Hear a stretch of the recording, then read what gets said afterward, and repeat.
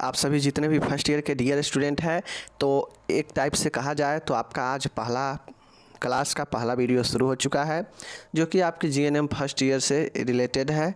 यहाँ पे हम लोग देखने वाले हैं बायो साइंस के एनाटॉमी, फिजियोलॉजी और माइक्रोबायोलॉजी के, जो कि आपको एक पेपर बायो साइंस का होगा। तो इसमें हम लोग, जैसा कि आप पहले ही बताए थे, कि कुछ टर्मिनोलॉजी, कुछ शब्दावली को देखेंगे। अब होगा क्या, शब्दावली को देखने से एग्ज़ाम में तो पूछेगा ही पूछता है, ठीक है। दूसरी चीज़ें होगा क्या कि जब हम लोग लगभग 40-50 टर्मिनोलॉजी सभी सब्जेक्ट से देख लेंगे, 2 सप्ताह लगेगा। इस 2 सप्ताह में हम लोग कंप्लीट 30-40-50 शब्दावली हर एक सब्जेक्ट से देख लेंगे जो मेन है। तो इसको देखने के बाद आपको, जब आप शॉर्ट क्वेश्चन की तरफ या लॉन्ग क्वेश्चन की तरफ चलेंगे, तो जो वर्ड आएगा उसको समझने में आपको दिक्कत नहीं होगा। या यूँ कहा जाए तो ये एक प्रकार से जो आपका वन लाइनर आंसर होता है वही आंसर है, ठीक है। चलिए बाकी हम लोग देखते हैं और ज़्यादा समय नहीं लेंगे, जितना हो सके हम लेकर आए हैं। हिंदी और इंग्लिश दोनों में रहेगा और उम्मीद है कि आप लोग क्वेश्चन के लिए कॉपी ज़रूर बना रहे होंगे, जो कि मैंने बताया है वीडियो बना के। तो आप लोग कॉपी में नोट कीजिएगा, बायो साइंस ऊपर हेडिंग दीजिएगा और बायो साइंस में ये 3 सब्जेक्ट पढ़ाई होता है, तो ये लिखिएगा, ठीक है। फर्स्ट ईयर 2022 से 23 ऐसे लिखिएगा और आज जितना भी हो रहा है इस सब को लिख कर पढ़ लीजिएगा, ओके। चलिए पहला यहाँ पे देखिएगा, पहला जो प्रश्न आपका यहाँ पे है वो है एनाटॉमी के बारे में। एनाटॉमी होता क्या है? सारे जितने भी आपका सब्जेक्ट होता है सबका कुछ न कुछ मीनिंग होता है। उसी प्रकार से यहाँ आप जो शारीरिक रचना विज्ञान देख रहे हैं, एनाटॉमी, एनाटॉमी का हिंदी होता है रचना विज्ञान। रचना विज्ञान यानी स्ट्रक्चरल। देखिए, फिजियोलॉजी में फंक्शनल चीज़ को पढ़ा जाता है, मतलब शरीर का ऑर्गेन कैसे कैसे काम करता है, तो वो फिजियोलॉजी में पढ़ा जाता है। लेकिन शरीर का निर्माण कैसे होता है, स्ट्रक्चर कैसे, ढांचा कैसे तैयार होता है, यह आपका एनाटॉमी में होता है, ओके। और सूक्ष्म जीव के बारे में, जैसे वायरस, बैक्टीरिया, कवक, ठीक है, प्रोटोजोआ, ये सब के अध्ययन जो है ये आपको सूक्ष्म जीवों का अध्ययन माइक्रोबायोलॉजी में होता है। समझ गए नॉर्मली। चलिए, तो अगर आपसे एनाटॉमी पूछ दिया तो क्या लिखेंगे?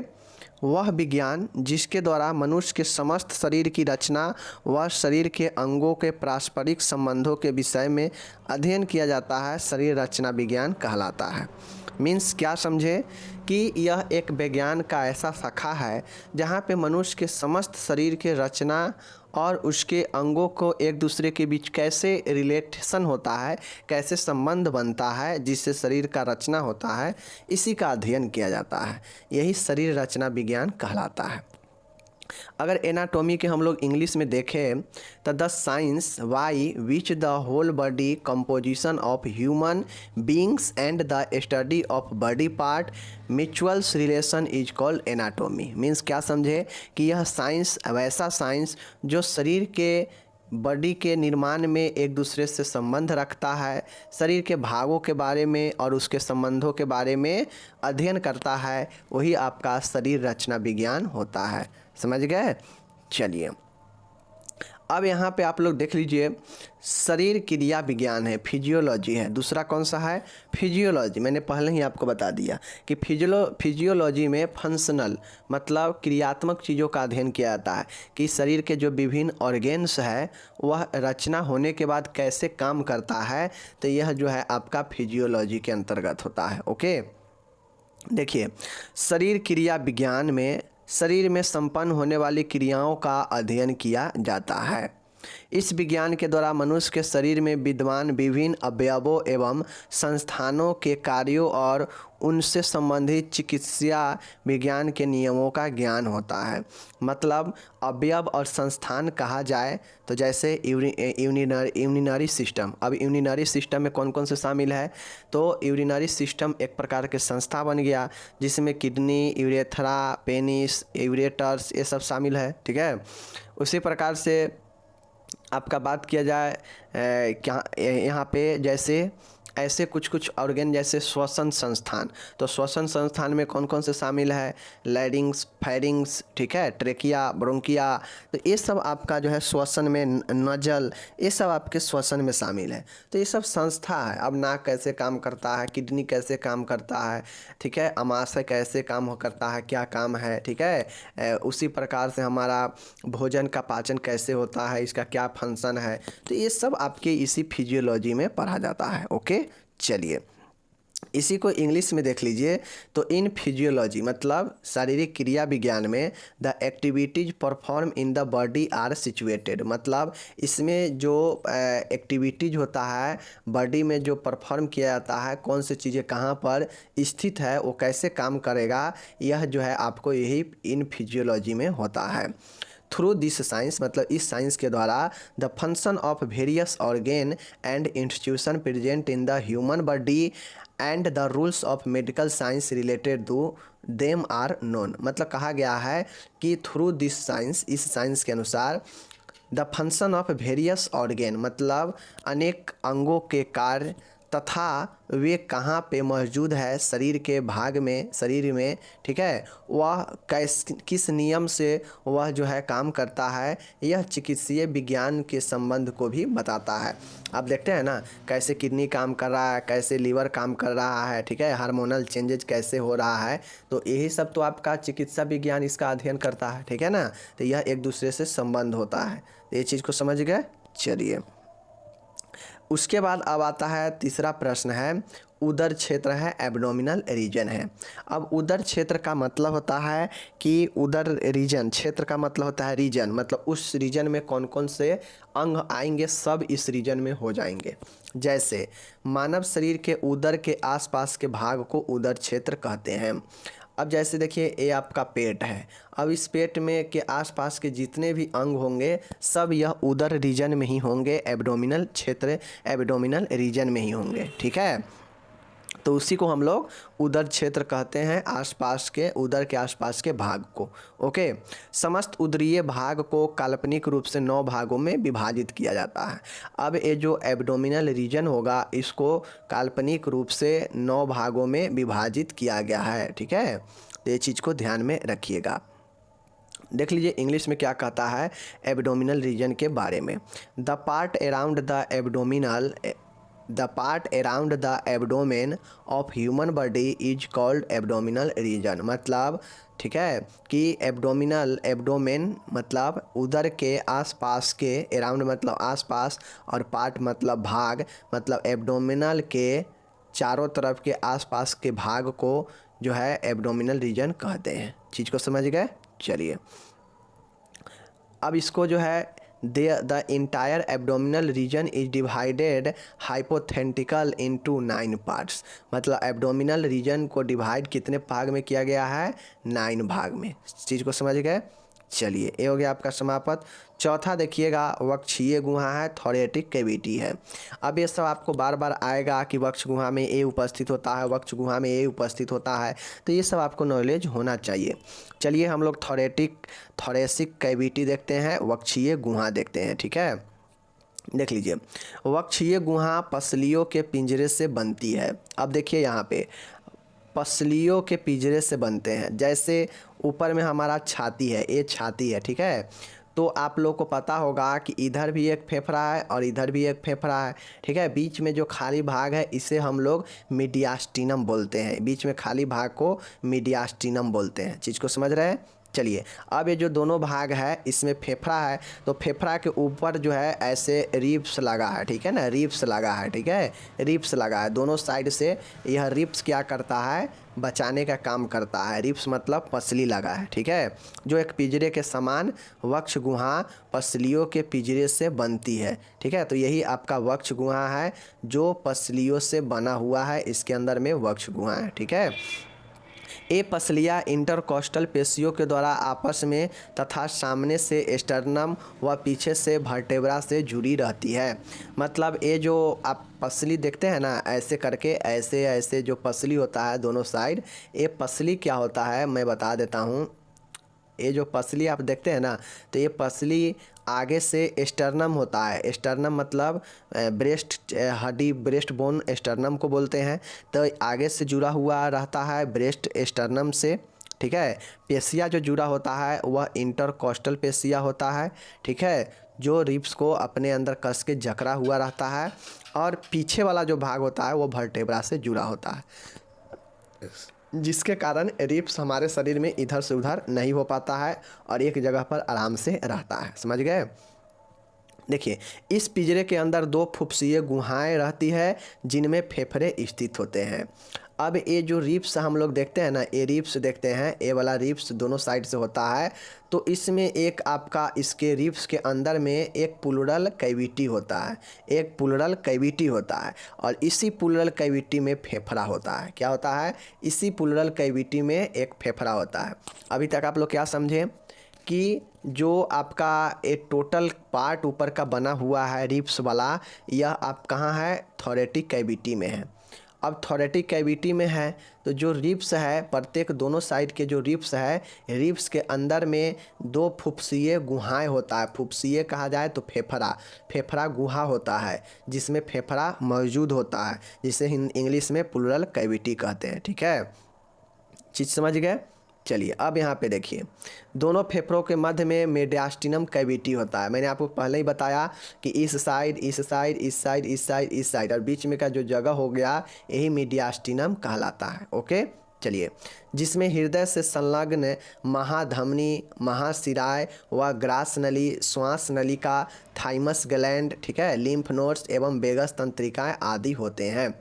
अब ये जो छाती का ऊपर वाला ये संपूर्ण भाग होता है, इसी में इस साइड पसली, इस साइड पसली, यहाँ पे हृदय, ठीक है, यहाँ पे हृदय, और बीच का ये भाग मीडियास्टिनम होता है, ठीक है। जो इसी मीडियास्टिनम वाले भाग में श्वास नली भी होता है, ठीक है, महासमनी, महाशिरा, महाधमनी हृदय से जुड़ता है, ठीक है, ग्रास नली होता है जिसके द्वारा भोजन पाइप की नाली नीचे जाता है। तो इसी जो है आपके मीडियास्टिनम से रहता है। समझ गए। इसी मीडियास्टिनम वाले जगह जो बचा हुआ है, इसी से होकर सब चीज़ जाता आता है। ओके, चलिए अब थोरेटिक कैविटी को इंग्लिश में देख लीजिए थोड़ा। देखिए, the thoracic cavity is form by the rib cabbage.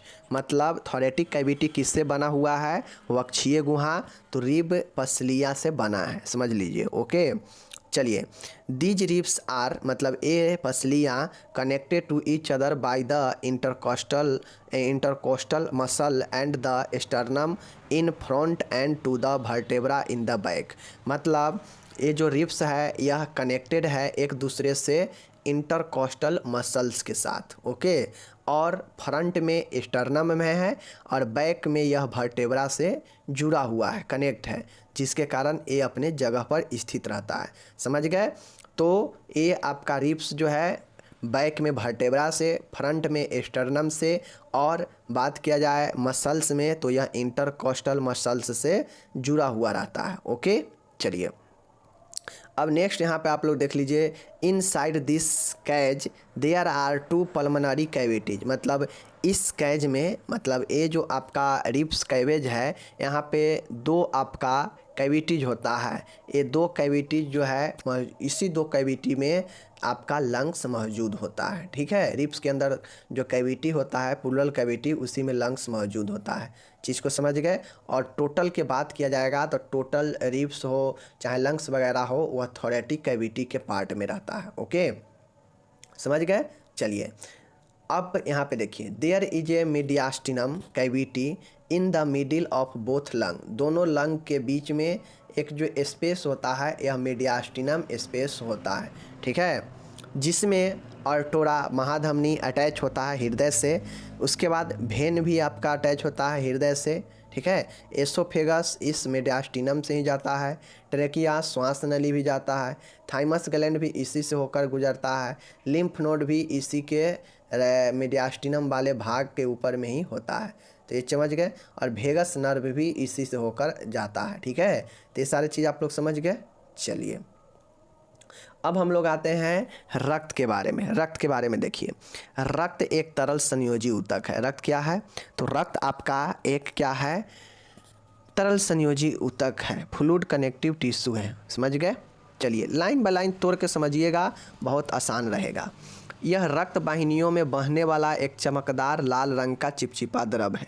अब यहाँ पे रक्त वाहिनी दिया हुआ है, तो रक्त वाहिनी का मतलब क्या हुआ, या तो धमनी हो सकता है या सीरा हो सकता है, ठीक है। अब जैसे देखिए ये आपका देखते होइएगा नस दिखाई देता है, तो वह नस क्या होता है, यही आपका ब्लड का वाहिनी, रक्त का वाहिनी, वाहिनी मतलब अपने साथ किसी चीज़ को ढोने वाला। तो यह वाहिनी जो है क्या करता है, रक्त को अपने अंदर ढोता है, एक अंग से दूसरे अंग तक पहुंचाता है।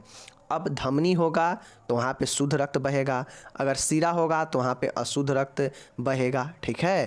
तो ये चीज़ें समझ लीजिए, समझ गए। चलिए, रक्त वाहिनियों में एक स्थान से दूसरे स्थान तक धारा प्रवाह करता है। मैंने पहले बताया कि एक अंग से दूसरे अंग तक जो है धारा प्रवाह होता है रक्त वाहिनी में रक्त का, ओके। यह रक्त वाहिनी की सहायता से संपूर्ण शरीर में एक स्थान से दूसरे स्थान तक बिना किसी रुकावट के बहते रहता है, इसी रक्त वाहिनी से होकर रक्त, समझ गए। चलिए, रक्त स्वाद में नमकीन होता है, साल्टी होता है, विशेष प्रकार की क्षारीय होता है, विशेष प्रकार की गंध वाला एवं अपारदर्शक, पारदर्शक नहीं होता, पारदर्शक होगा तो उससे होकर दिखने लगेगा कोई चीज़, तो यह अपारदर्शक होता है, इससे होकर चीज़ें नहीं दिखता है, समझ रहे हैं। चलिए, इसका गुण क्षारीय होता है, इसका गुण क्या होता है, बिल्कुल क्षारीय होता है, ठीक है। तथा पीएच लगभग 7.38 से 7.4 के बीच में रहता है, ठीक है। तो वो चीज़ें मैंने बताया, क्या बताया कि रक्त जो है एक चमकीला, एक लाल रंग का तरल संयोजी उत्तक होता है जो रक्त वाहिनी में निरंतर धारा प्रवाह बहते रहता है, ठीक है। ये जो है प्रकृति में स्वाद में नमकीन होता है, विशेष प्रकार के गंध होता है और अपारदर्शक होता है। इसका गुण जो है, प्रॉपर्टी जो होता है वह क्षारीय होता है, और तथा पीएच मान लगभग 7.38 से लेकर 7.45 के बीच में रहता है। इतना समझ गए। चलिए, अब इंग्लिश में देख लीजिए, इंग्लिश वाले, ब्लड क्या है, blood is a liquid connective tissue. Blood क्या है, एक लिक्विड कनेक्टिव टिश्यू है, मतलब तरल संयोजी उत्तक है। इट इज ए ब्राइट, मतलब यह चमकीला लाल sticky fluid flowing in the blood vessels, मतलब यह एक लाल रंग के चमकीला तरल है, जो द्रव है जो ब्लड वेसल्स में बहता है, ठीक है। चलिए, blood flows in blood vessels from one place to another place. Blood जो है ब्लड वाहिका में एक स्थान से दूसरे स्थान तक बहता है, ठीक है। चलिए, it flows from one place to another place without any obstruction, मतलब इट फ्लो मतलब यह बहता है एक स्थान से, फ्रॉम वन प्लेस टू से अनोदर प्लेस मतलब दूसरे स्थान, विदाउट मतलब बिना किसी, एनी मतलब किसी, बिना किसी, ऑब्स्ट्रक्शन मतलब रुकावट के, in the entire body with the help of बडल्स, मतलब बॉडी के शरीर के अंदर किसके सहायता से, ब्लड वाहिका, रक्त वाहिका के सहायता से, समझ गए। चलिए, blood is salty in taste, blood जो होता है वह टेस्ट में क्या होता है, नमकीन होता है। स्पेशल टाइप ऑफ स्मेल, इसमें स्पेशल टाइप का, विशेष प्रकार का स्मेल होता है। एंड ओपेक्यू लिक्विड, और क्या होता है, यह एक द्रव होता है। इट क्वालिटी इज एल्काइल, मतलब यह, इसका गुण जो होता है क्षारीय होता है। एंड द पीएच रिमेन्स इतना 7.38 टू 7.45, ओके। ब्लड के बारे में समझ गए। चलिए, नेक्स्ट देखिए, रक्त वर्ग, ब्लड ग्रुप यानी रक्त समूह।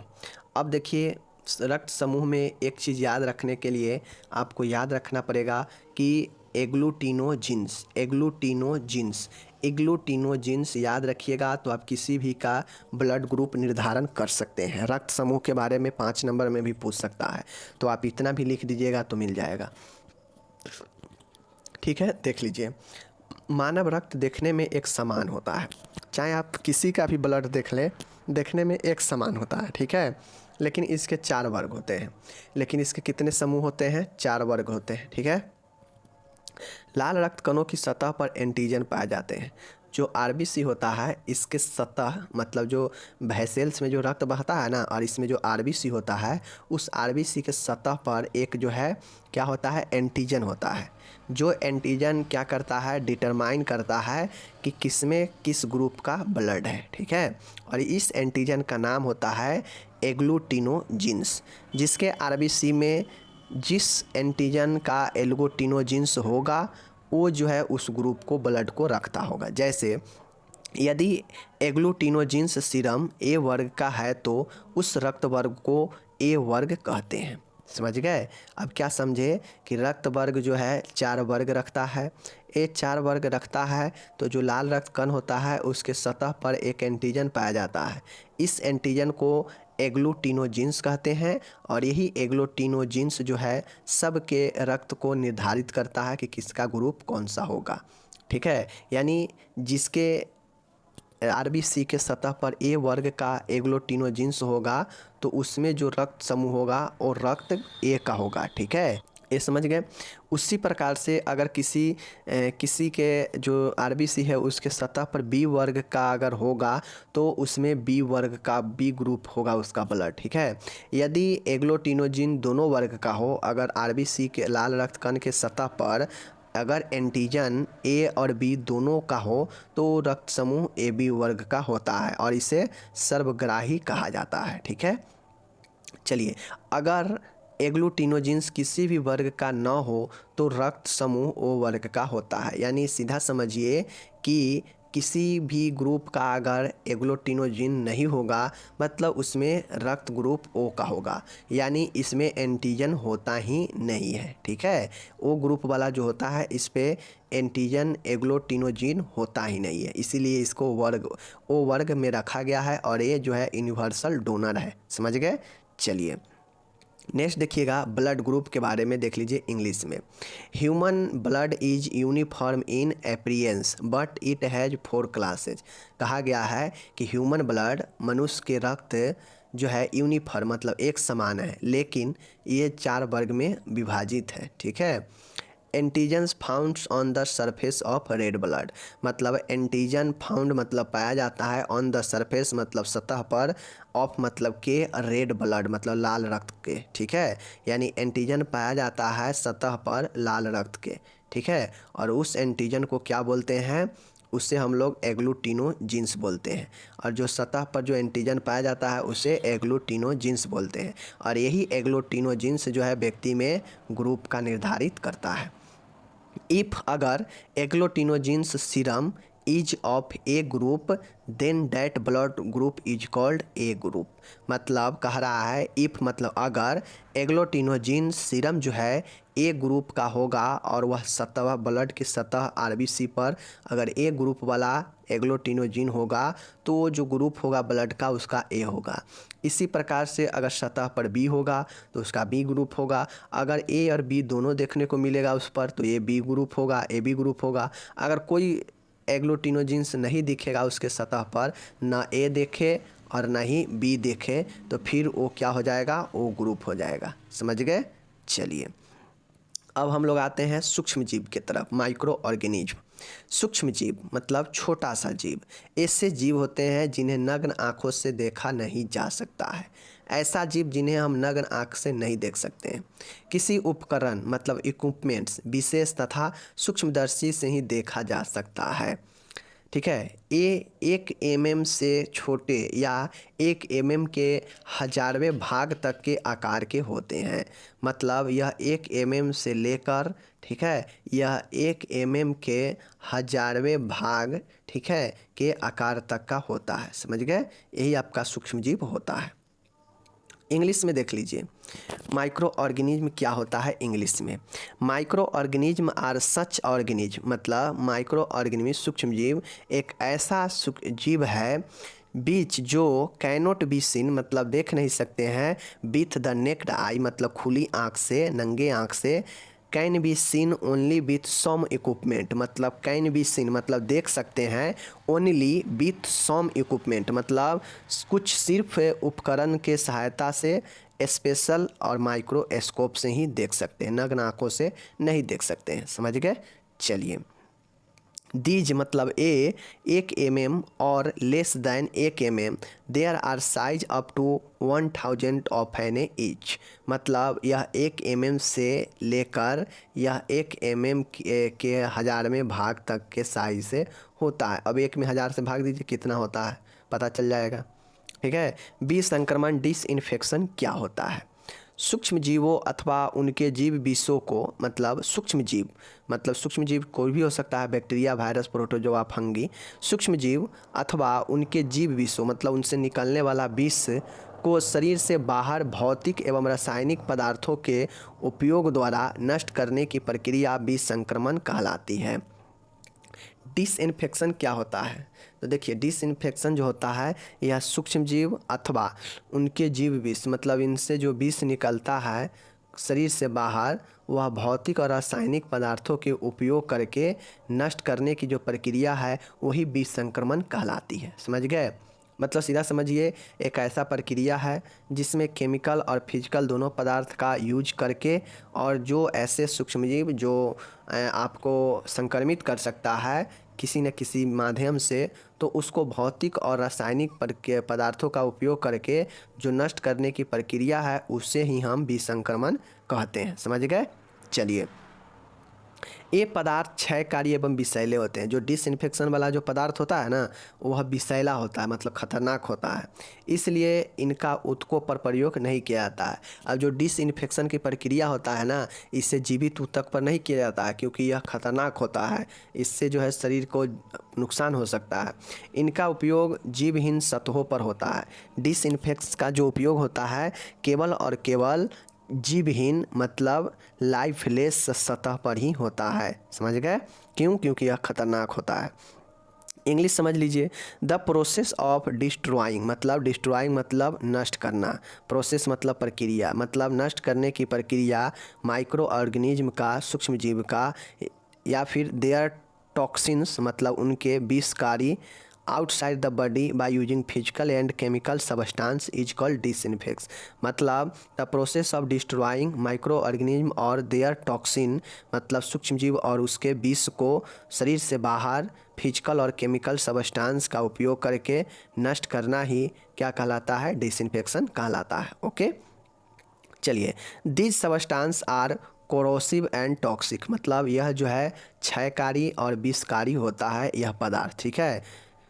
सो they cannot be use on tissue, इसलिए इसे जो है हम टिश्यू पर ऊतक पर यूज नहीं कर सकते हैं। They are use on non living person, वैसा चीज़ों पर इसका उपयोग करते हैं डिसइंफेक्ट वाले का जिस पर कोई जीवन ना हो, ऊतक ना हो, क्योंकि डिसइंफेक्शन वाला मटेरियल खतरनाक होता है। ओके, चलिए, अब है स्टरलाइजेशन। देख लीजिए, कीटाणुनाशन का अर्थ है स्टरलाइजेशन का अर्थ है कि सतह एवं वस्तुओं से सभी प्रकार के सूक्ष्म जीवाणुओं को जो हानिकारक है या नहीं है को मार देना।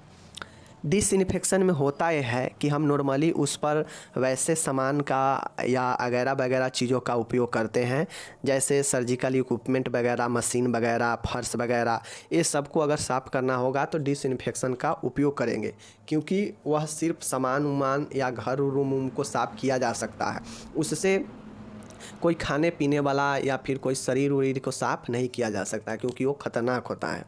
लेकिन ये जो स्टरलाइजेशन तकनीक है यह भी है आपका साफ़ सुथरा करने का ही।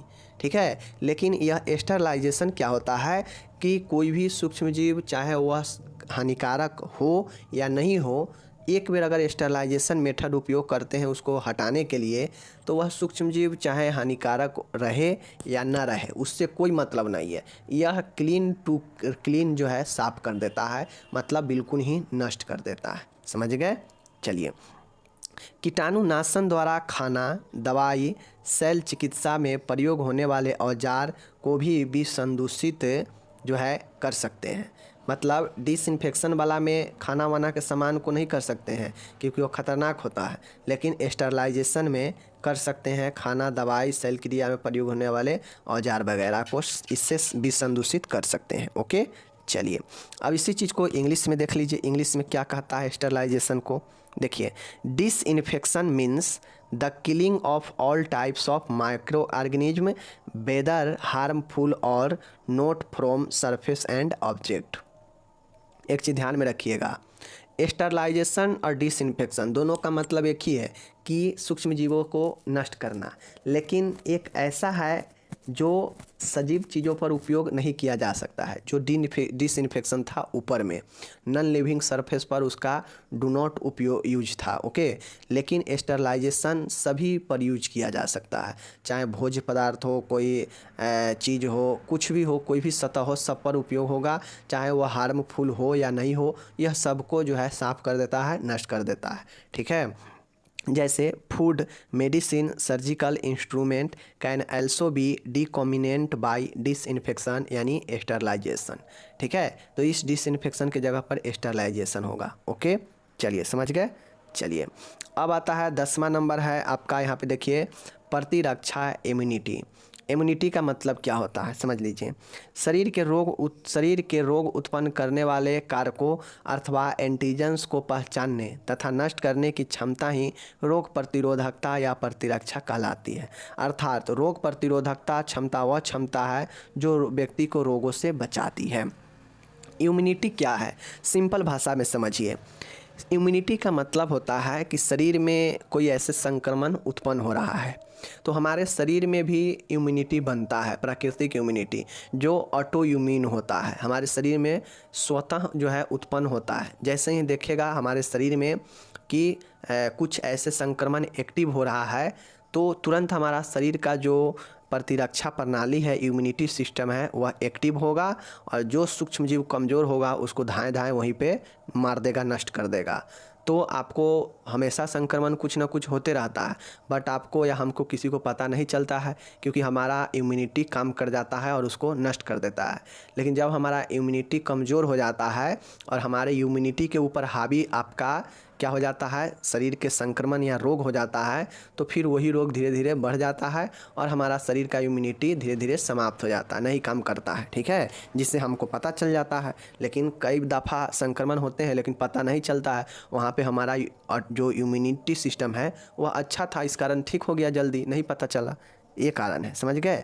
और यही जो क्षमता होता है जो शरीर में रोग के प्रति क्षमता उत्पन्न करता है, पहचानता है एंटीजेंस को और पहचान कर उससे नष्ट कर देता है, और इसी नष्ट करने की क्षमता को हम लोग प्रतिरक्षा क्षमता या प्रतिरोधकता कहते हैं, जो रोग से बचाता है, समझ गए, यही इम्यूनिटी होता है, ओके। अब इम्यूनिटी को इंग्लिश में देख लीजिए क्या कह रहा है। द बॉडी, देख लीजिए, the body is ability to recognize and destroy disease causing factor. कहता है कि बॉडी इज एबिलिटी मतलब बॉडी के अंदर इतना क्षमता है कि यह शरीर के अंदर कि यह जो है रिकॉग्नाइज मतलब पहचान सकता है, एंड डिस्ट्रॉय और नष्ट कर सकता है, डिजीज कॉज फैक्टर मतलब रोग होने के कारक को पहचान कर इसे नष्ट कर सकता है। डैट इज एंटीजन मतलब हमारे शरीर में ऐसा चीज़ें जो रोग को पहचानता हो, संक्रमण को पहचानता हो और उसे नष्ट करता हो, और उसे जो है हम लोग इम्यूनिटी कहते हैं, ठीक है। डैट इज जो immunity is the ability that protect a person from disease. Immunity एक ऐसा क्षमता है जो हमारे शरीर को रोगों से बचाता है, लड़ता है, ठीक है, समझ गए। चलिए अब 11 नंबर देखिए, पैथोजन, रोगजनक।